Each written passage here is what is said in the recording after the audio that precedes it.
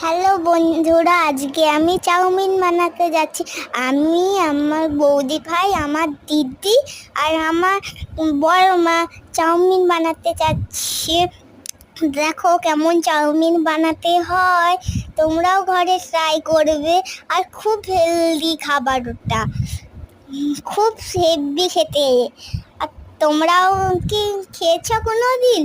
খাওনি বুঝি, এই জন্য ঘরে ট্রাই করে খাবে।